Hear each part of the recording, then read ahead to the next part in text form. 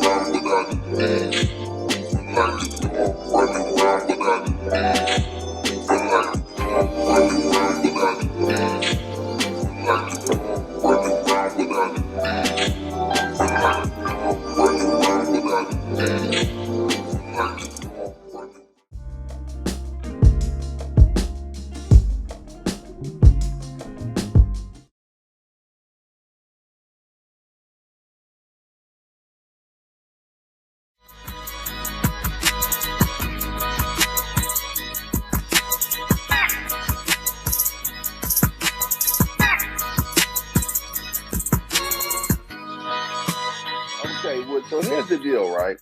First of all, tell us about mom and dad. Where were they from? Yeah. So my mother and father, man, born and raised both in Alexandria, Virginia. Yeah. So they went to historic St. Joseph. That was where all the black families in that part of Alexandria would go to. This is during desegregation. Then they ended up going to Parker Gray. My father did, and my mom actually ended up going to St. Francis out in St. Francis out in Baltimore, I think it is. So okay. Yeah. So yeah. Tell us about Parker Gray. What's the significance of that? Yeah. So the significance of Parker Gray is, it was the one school that African Americans could go to.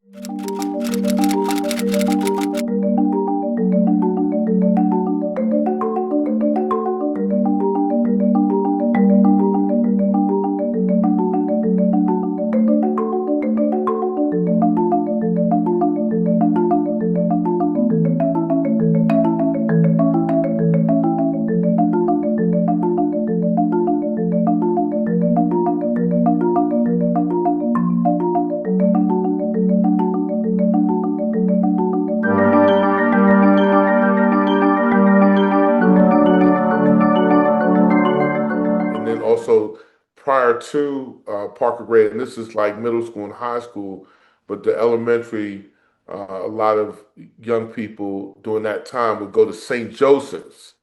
And so my family, it was the first St. Joseph Catholic Church was the first African American Catholic Church diocese in Alexandria, Virginia. Huh. Okay. Yeah, Okay.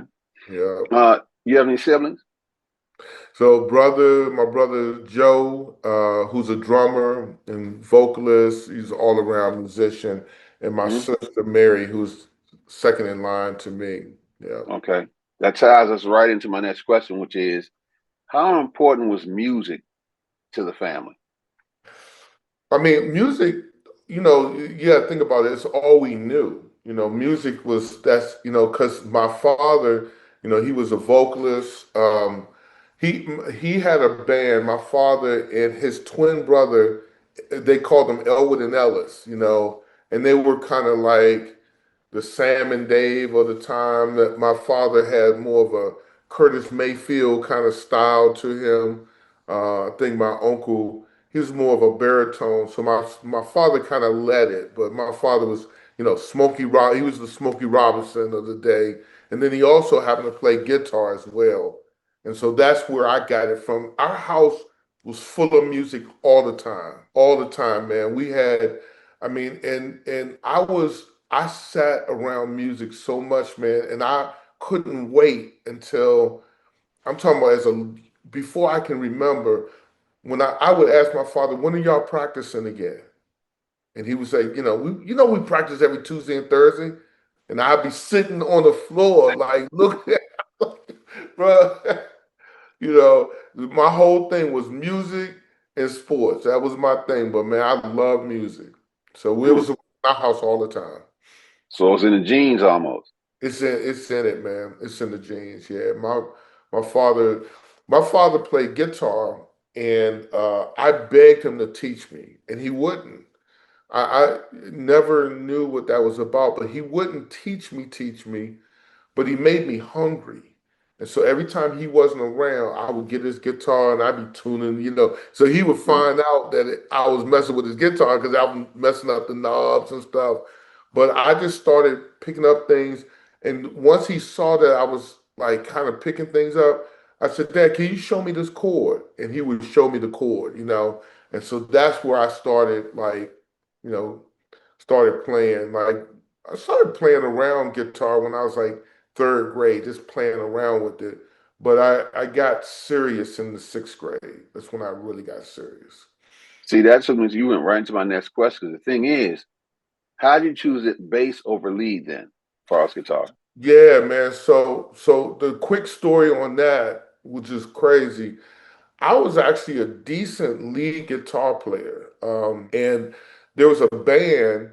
So anyway, so before the band, I went to this house in the projects, new projects. Shout out to new projects, and my a family member lived there, and they had a guitar.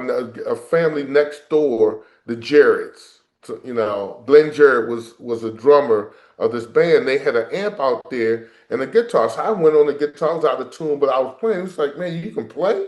I said, yeah. He said, man, well, man, come on back down here. On Friday we're gonna be working out down here. We're gonna play out. So I got my guitar, got on the 11E bus down Duke Street to come to the new projects at 12 years old and went over there, man, and all these people out there. And I got on guitar with them and started playing. That was my first band I ever played with.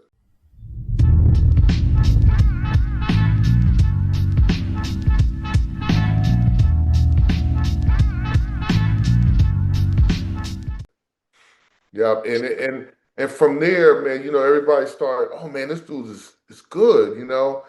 But the issue was, I went to this park, man, Fort Ward, and saw these two guitar players.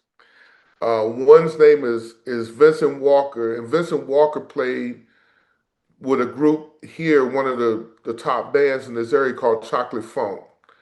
And then there was another, and he was really good. Like he played quartet music, he could just play everything.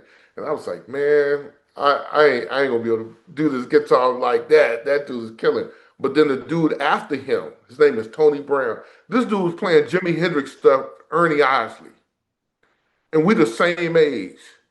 Ruff, we the same age, man. I was like, so when my father said, "Hey, you want to play bass in my band?"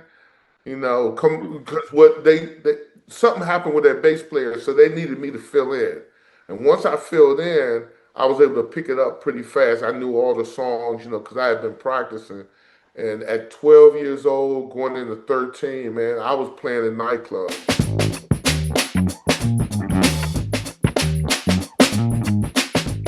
at that age. Okay, before I get that route, what were Yeah. some of the obstacles that you ran into trying to learn your instrument of choice? I'm trying to think. The main obstacle in the beginning was just not having the instrument itself, a good instrument, So I would just play on anything, strings were raggedy, strings were breaking, Mm. My father was frugal, man. I ain't gonna say he was cheap, God rest his soul, but he didn't make it easy, but he gave me this kind of hand-me-down guitar, man, and I think that was the hardest part. But music for me wasn't hard back then. It just wasn't hard, man. I had such a love for it, man. I would fight and do anything to play. I remember I would take my guitar, man, without a guitar case and a little amp, and I would walk miles to somebody's house just to sit. He's a drummer, a dude named Clark, just to sit down with him, man, and I was pressed on music, man. Pressed. When I tell you, you know, that's all I wanted to do. I need some more context on that because for you to be that young and that driven, what music, what artist? You saw somebody, man, that gave you the dream. Yeah. Well, so being up around it so long, you pick up different artists. So the first bass player that I saw that I really, his name was Turner, and he was from DC. He came over and played, and I just would sit there and just watch him, man. He was so cool. And the stuff he was doing was so cool. I was like, man. So I would actually take my guitar and mimic what he was doing on bass. But the artist that really got me really strung out on bass guitar was Verdine White from Earth, Wind and Fire.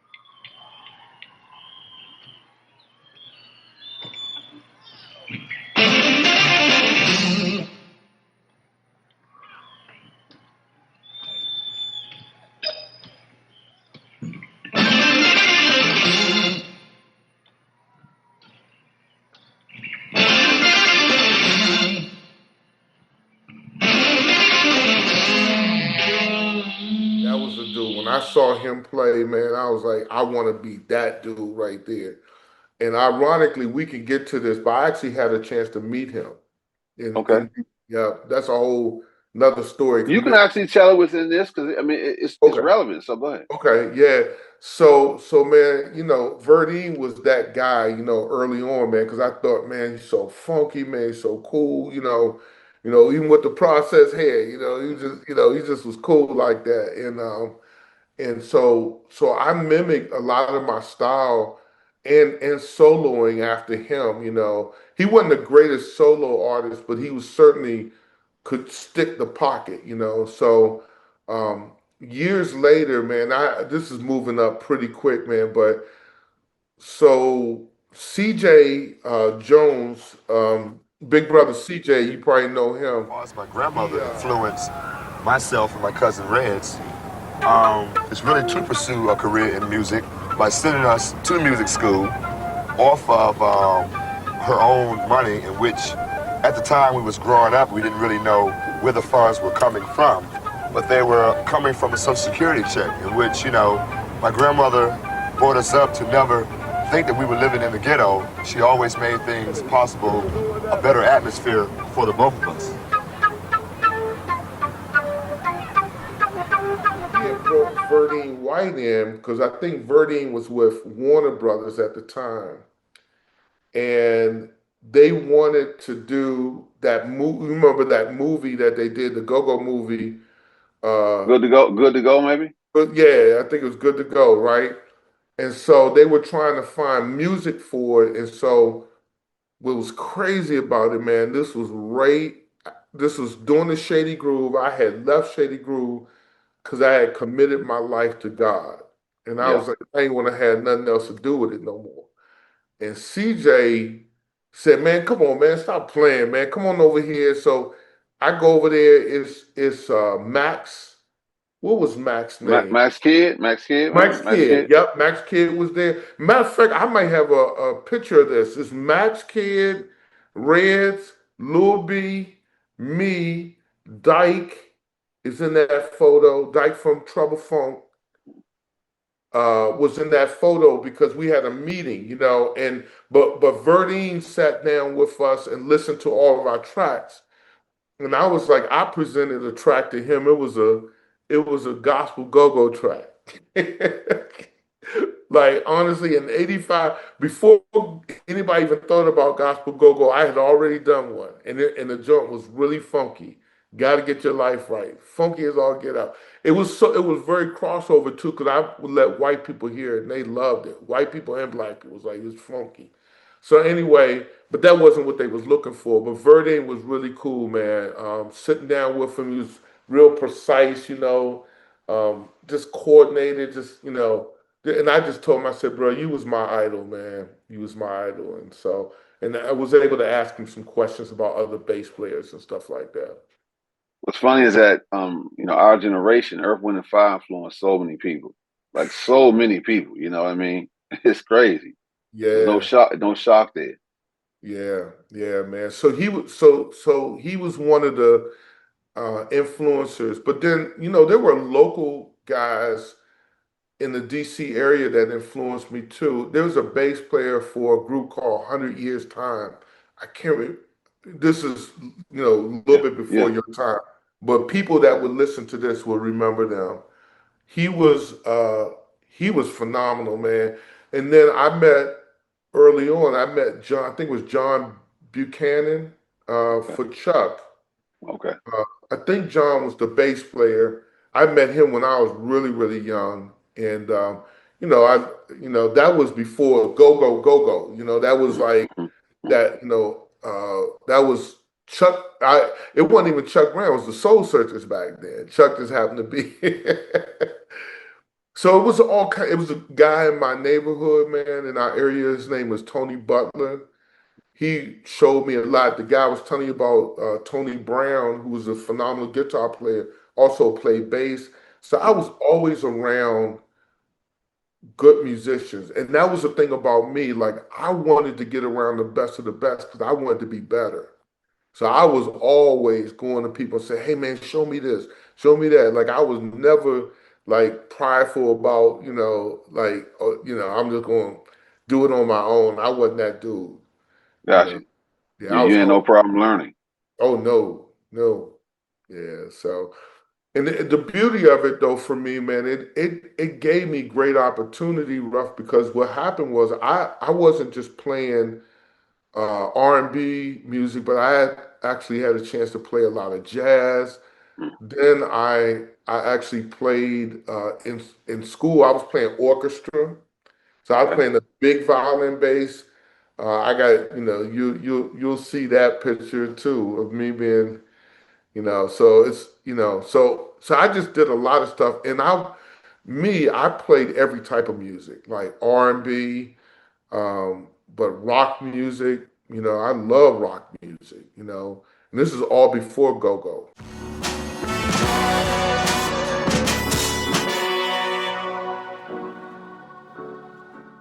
So Mhm. when I came to go-go, I was already versed in different styles of music. Even I was doing a lot of progressive jazz stuff. So Stanley Clark, back then, Jaco Pastorial, these are all bass players that, Yeah. you know, Jaco played in a group called Weather Report, and so yeah, man, I was all things bass, man, and music.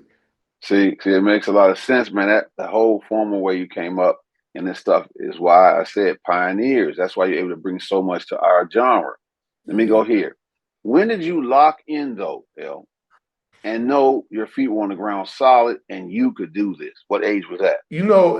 So honestly, you never know whether you can, unless you just overinflated confidence. I just had grit. Like I'm like, if this thing is in my hand, I'm gonna figure out a way. Like, bro, that's just how I was, man. Like my hunger, man, willed me to do. And even to this day, I appreciate the things that people say about me, but I'm not overinflated ego and confidence. I feel like I still got stuff to learn. So I always been like that. But I think when I knew that I had something special was when I was probably in 13, because what I'm good at, that I know that I am good at, is I'm good at arranging music. Like I'm good at like telling people, hey, here's what you could do right here, boom, boom, boom, boom, boom, and make it music.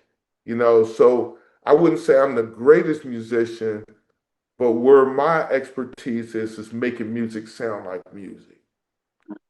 So even if you listen to any of our stuff, we may not even always have that crank, but the music sound pretty good. The music is decent.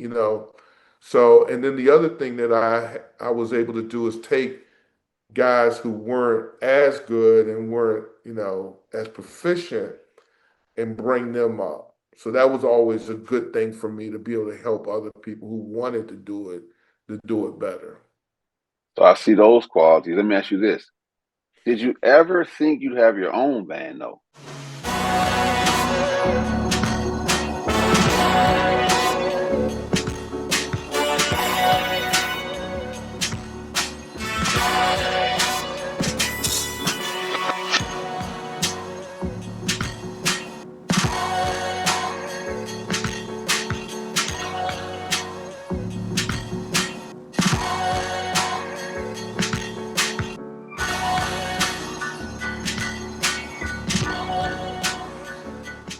No, what's funny about that? That you said my wife saw something in my all my old papers, and I was in sixth grade, and I had this vision, this dream, to start a band in sixth grade.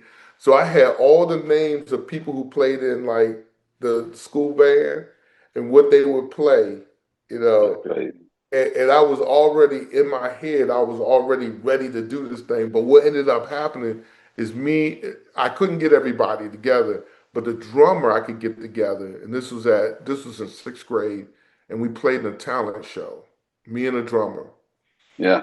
Um, and that was when I got my first, like, oh my goodness, I'm probably pretty good, because I remember when we finished, like that, and people jumped up out of the seat, man. And I remember one of my cousins, my Wanda, she was running, that's my cuz, like she's all over it like that. So I was like, and then people started talking, oh, he can play. So that kind of fueled me. I knew in sixth grade that I had something that was a little bit above, my average, Yeah. musicianship. So Now, see, the thing is, everything you're saying ties right into some of the things you discussed before. The thing is, you taught musicians. I won't go too far to Ovation yet, but I'm saying you still taught guys how to play in oh yeah. Ovation. Tell us about how your training and all those things in other genres, how did all this stuff help you develop music, teach people how to play those things? So for me, out of necessity, I taught other guys how to play, because, it's always hard to form a band. And anybody that's like that's a leader know this. You're gonna have some people that have same ability, You hope to have people that have even more, but most of the people are not going to be where you are, as a leader, and I found that early on. That wasn't always the case for me. I had a band called Star Child, and it was a good band. Like the guitar player was a phenom, Tony Brown. He could have literally, I mean, to me, he was probably hands down the best guitar player. I played with a lot of guitar players, and he was one of the best, if not the best.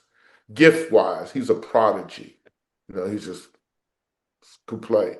So, but yeah, I mean, I think um, I just had again, if you want to do something in life, sometimes you're going to have to do things that are going to be harder to get to where you want to go. And music for me was what I wanted to do. I wanted to go somewhere with it. And I played with a lot of old heads back then, and I was making money with them. But I always wanted to play where people's partying, if that makes sense. This is even before go-go, you know. This is when they had bands like Mixed Breed. This is before your time, but when people hear this, they'll remember these groups. Again, the Soul Searchers, Monroe and the Embraceables in the Alexandria section. These were bands that were playing covers. They were playing the Earth, Wind, and Fire songs and sounding just like them. You know what I mean? And that thing was like, I wanted that. I wanted to have a band like that. So it was drive for me. It was drive, man. It was drive, and honestly, if I could be honest with you, man, it was nothing gonna stop me. It was like, it was nothing gonna stop me to get there, and that's why, like, before we even get to the ovations, stuff. Yeah. That's why a lot of those guys couldn't understand my drive and couldn't sometimes wouldn't live up to it because these guys wanted to make decisions about stuff where they hadn't even been there yet. You know what I mean? They wanted, Yeah. and I'm trying to bring everybody in, man, but sometimes, man, you have to, as a leader, you would hope that people would have the same drive you have, you know. And I think that was the one thing about me, and it still remains with me musically, that I have a drive and everybody don't have it. I had guys, they would show up to practice late. It was nothing for them to show up to practice late. And I'm like, man, come on, bro. We trying to do something with this. I remember going to pick band members up. I remember one time I was going to pick up a guy and I saw him peek through the window in the project, in the bird. I ain't gonna say his name. I saw him peek through the window. I'm up there blowing the horn. I go knock on the door. He's like, he ain't here.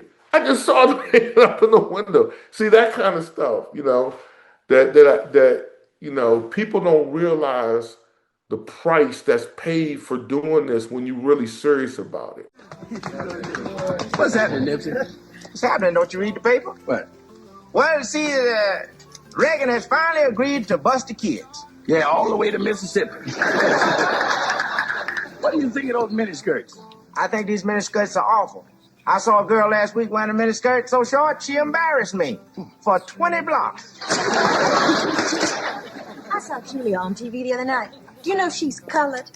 Well, isn't everybody? I see they're going to do Nanook of the North with Sidney Poitier. And I see they got a colored family on paper plates. Yeah? What color?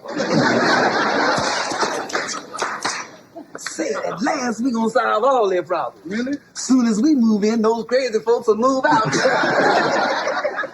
got a point there. Yeah. Hey, I'm waiting for them to put one on the King family.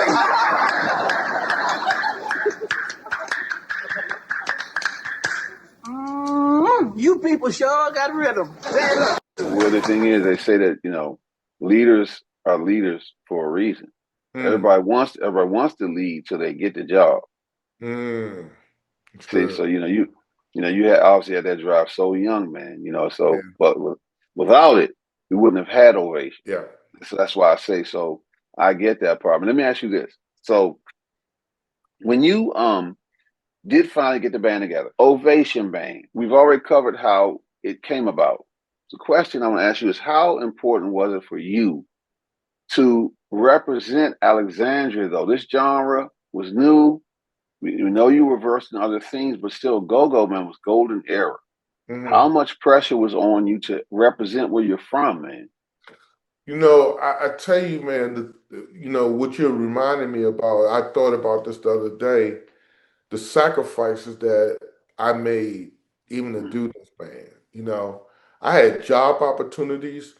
You know, when I was in high school, my senior year, we played in a jazz festival, our jazz band, and at James Madison University, and I won the best rhythm section solo award. Like they gave me a trophy and everything, which I don't know if I deserved it, man. To be honest, I thought it was players better than me, but for whatever reason, my showmanship, the stuff I was doing, got the judges' attention. And I remember the night show. I think he was a drummer. Ed Shaughnessy was there. He talked about me in front of all these people, hundreds of people. And I had an opportunity to go to college to further music, and I chose Ovation Band.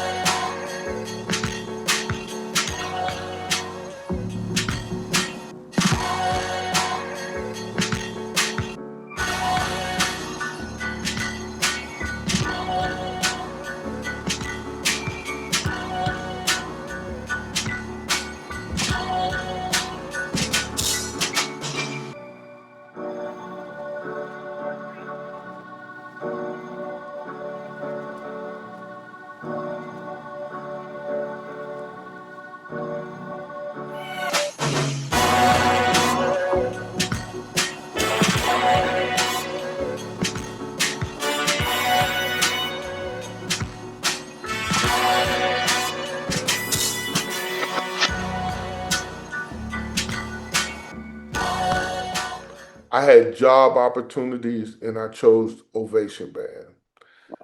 I, you know, I there's sacrifices that I made that nobody even know about. You know, because I was convinced that this band could do something. You know, we played at the Coliseum, we played at all these places, but my goal was, man, I want to get at that Cap Center. You know, that was I want to get that Cap Center, and I want this band to be a band that can do something.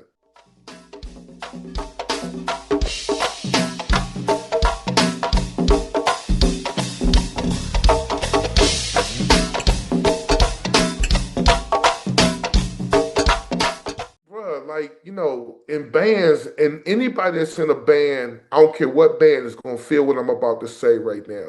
Everybody is not committed. You know what I mean? Like, they How just far? not there. And everybody's not on the same maturity level to do it. You know, because for some people, it's fun and games. You know, I had dudes, man, you Right, know, right. smoke it up before they come in, and you know, and they leave. You know, it's about, you know, you be practicing, you thinking about the girl, the honey that's outside, man, bro. You know, the honey's gonna always be there. They come with it. They come with it. That's a part of the deal. But man, let's get this. I mean, if you really pressed about honeys, do this better. Yeah. You'll never have to work. You know what I mean? Like, What? it was that I'm not kind of trying. stuff.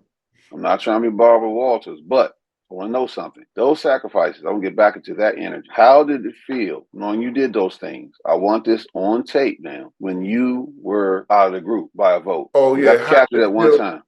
Yeah, so the story behind that, um, I don't know if you can hear that background noise, man. Hopefully you You know, can. I got you fine. Okay. So the story behind that, man, you know, having started Ovation Band, and you know, people have heard the story over and over again. And we brought on Pinky Slade, who, you know, after about a year and a half, maybe 2 years, he ended up coming on with us and is taking the management porch. portion, which was fine with me. But then, honestly, I don't even know what happened in terms of like why they thought they were like, well, we want to go in a different direction, you know. And it could have been some musical things, man. They could have been like, man, you know, you too much of a leader. You know, we want to spread the. I mean, it could have been anything. I don't know what it is. But when the day that they said, hey, we you know, we're gonna go in a different direction. So Wood is no longer in the group. We voted him out. I mean, I would say in the beginning, I was hurt. Like, I was like, dang, you know, first of all, you know, voted me out of my own band. That's Yeah. still funny to me. Yeah. But the vote part was the part that I was like, okay, if they voted me out, I ain't fighting for this. You know, maybe I am the problem. But I later found out uh, as they came back to me, almost one by one, you wasn't the problem, was, you know. Right. Right. But I felt off, man, in the beginning. I was, you know, I was definitely bothered, hurt by it, man, because you know, we had built up a reputation, everybody knew me. And I felt a little bit alone at times, man. But that joint got solved quickly. You know what I'm Yeah, saying? I won't go into that yet because I want to say this. We all know that Ovation is a pioneer band doing a very hard time in this genre to be seen. I mean, the golden era just blast open the doors for the guys that are out here now. They Yeah. don't know the competition that you guys had back then. I'm saying that. I know for myself, Ovation is one of those bands that we want to know as fans. How did the band fall off completely? Because it's like not long after you left, it was over. You know what? I'll tell you this, bro. Like I'm gonna keep it. This I don't know if this will make sense to anybody, but there's something about I don't know what you believe about karma, how you treat people. You know, I've seen this happen in my life. This is weird that I'm saying this because I don't take joy in this, but it's almost every situation where I was done wrong. Whoever Yeah, did that had to yeah, pay for it, not from me. It's like it's something about it, and I didn't wish them any ill after that, you know. But and it's hard to keep bands together anyway. But when you right, take the right. nucleus of a band out of it, you just holding on to it. And Ovation Band, they were holding on. They were trying to do different things, you know, and I was happy for them, man, because I had went on, you know, but it just never regained the steam back. And I don't think it was just because of me. They just lost, you know, maybe they lost the link that held everything together Mm-hmm, musically and people, mm-hmm, you know.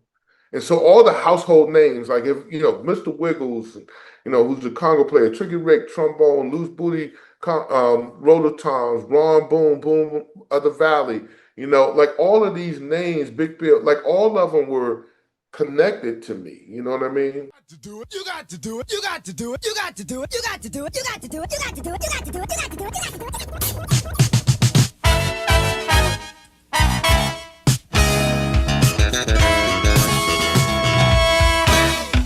Everybody knows how to boogie. Everybody knows how to get on down. 'Cause everybody's got that boogie groove. So get on down.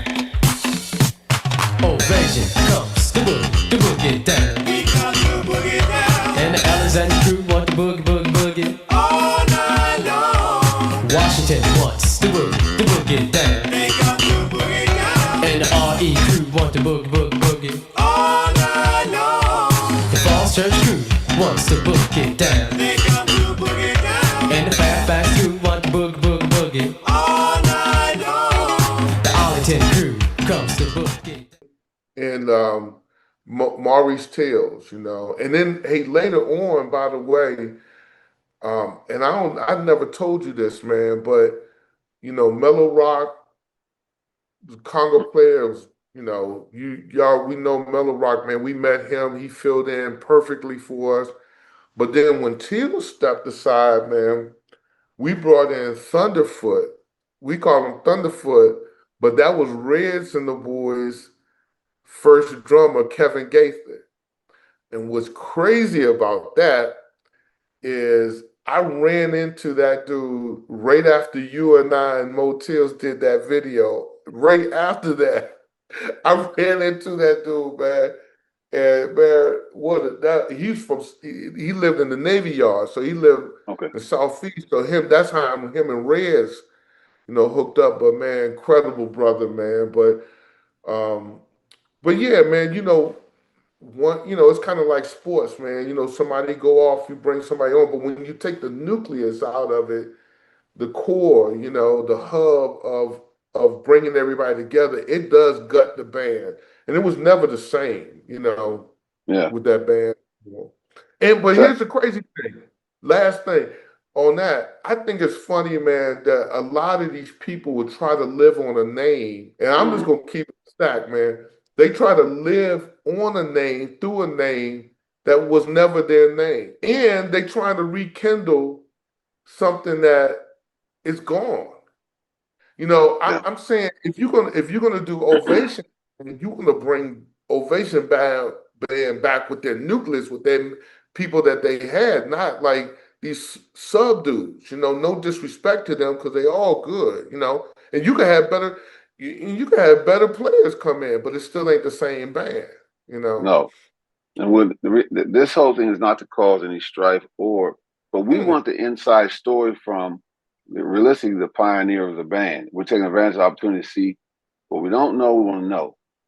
Okay, we yeah, really want to know that. So that's why I'm saying. So, in other words, um, that golden era, because I think about Club LeBaron, the era Trouble was in, the era Essence was in. I mean, people don't understand, man, when Ovation was out. It's like, I hold you guys up so high because they don't understand.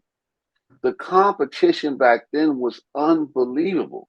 yeah, yeah, EU, these were young bands hungry, not the yeah, bands you see now, right? So they don't understand Ovation was there and yeah, performing.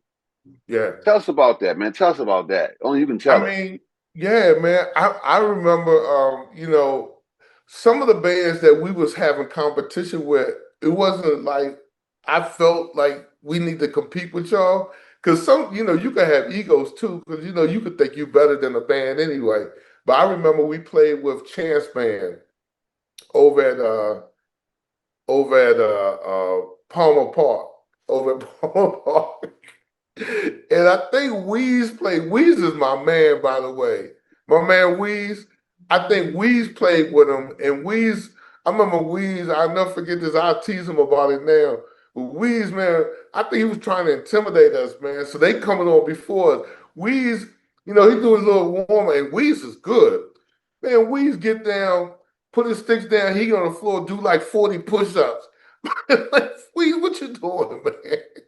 We gonna show y'all. But bands like Chance Band and Class Band was out during that time too, man, and they were good. They Yeah, were man. right. We Yeah. were right on par with them, and I think now looking back, I always thought we were better than them. But when I look back, I'm not so sure about it now. But yeah, it was definitely healthy competition, man. Air Raid, Petworth.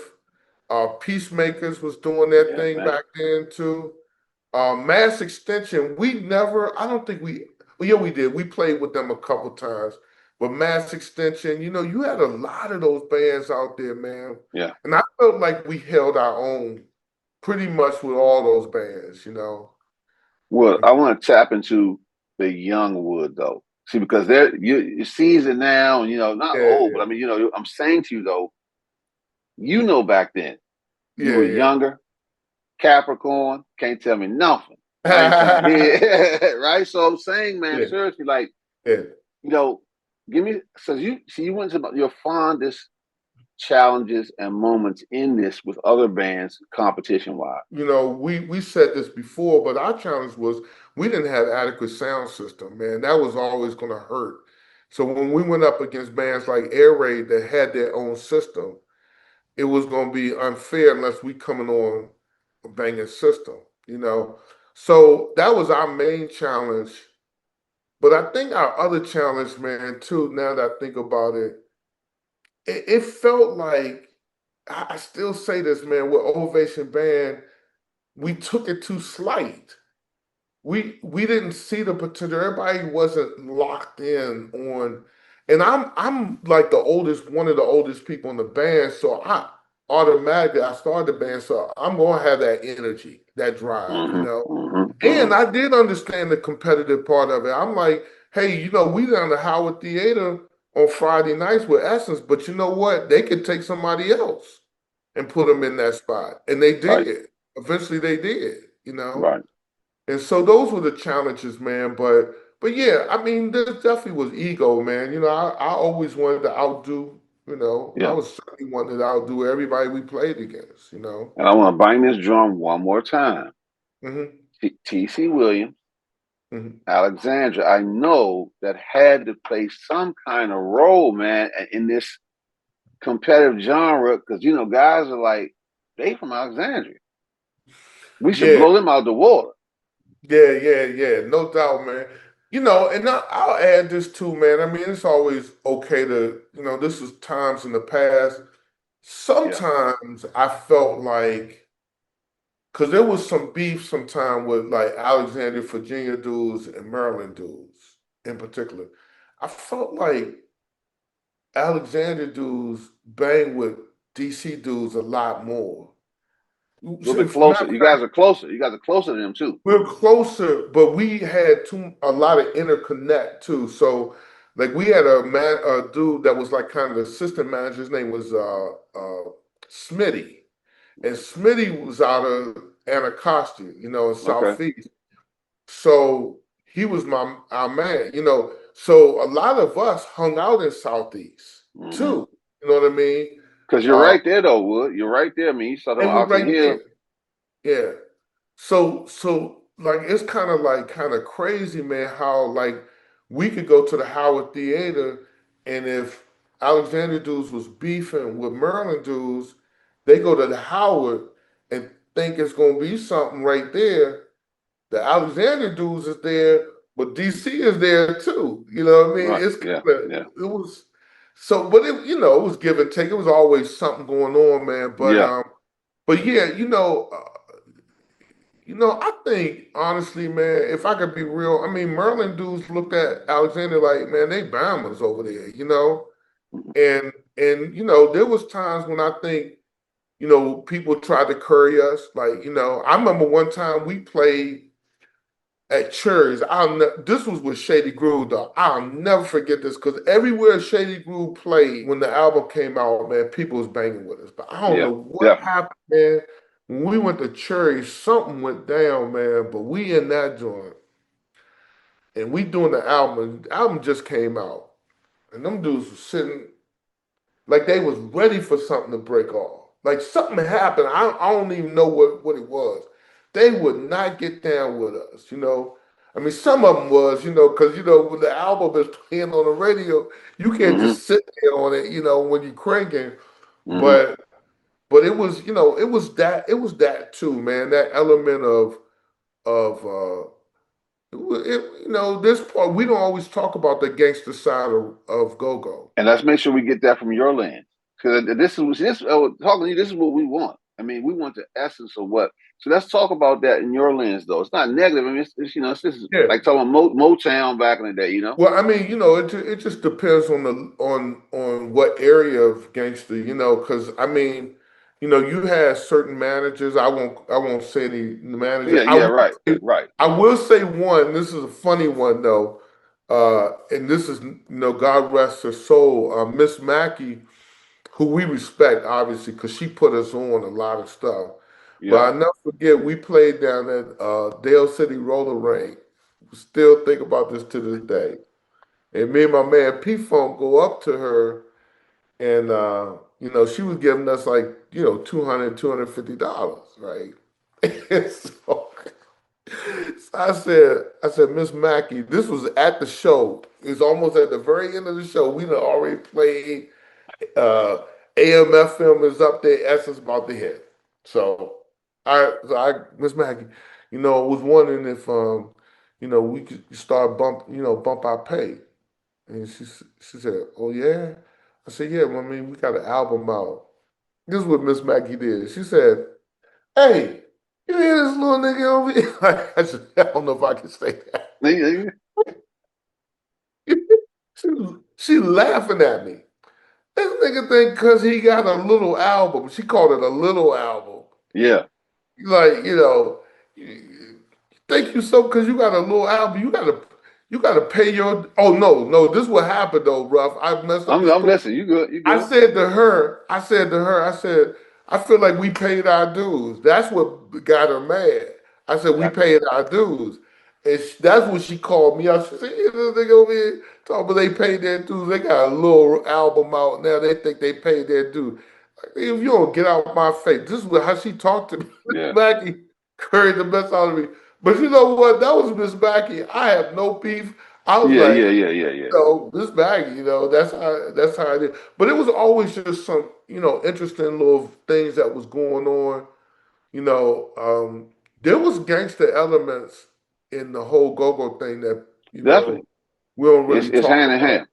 It's hand in hand though. It's the culture part of it. It's a part of the culture, you know. And that, after a while, man, you know, you have to decide if it's worth it, you know. Right. I mean, especially when you look at, you know, we lost some soldiers, man, out there, man. You know, prominent dudes, man. That, definitely. You know, we still don't know all the stories behind all of that. Definitely.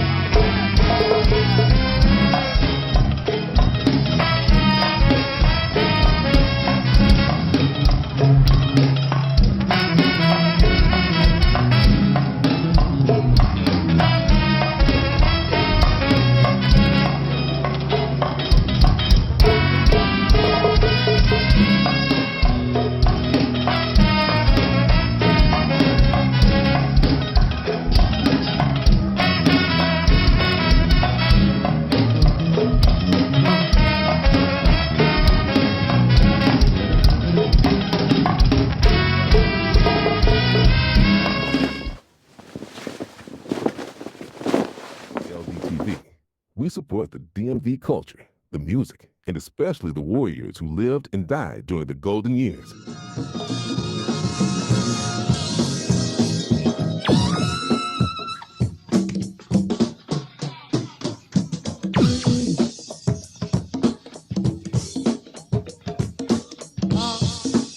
I think y'all got together, Jungle Boogie, huh?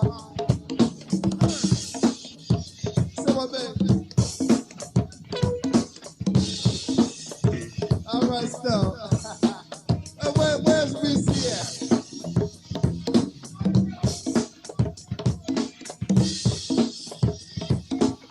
Say what now? All right. Right now. Everyone have us a good time when we go over there and Coliseum, huh? Everyone have us a good time when we go over there. I said everyone have us a good time when we go over there. Everybody gonna be there. I just know everybody gonna be there. My goodness, y'all gonna be there. Cause if y'all ain't gonna be there, ain't no need what's going over there, ain't that right? I said, well, baby, good to see you, darling. Got your legs out today.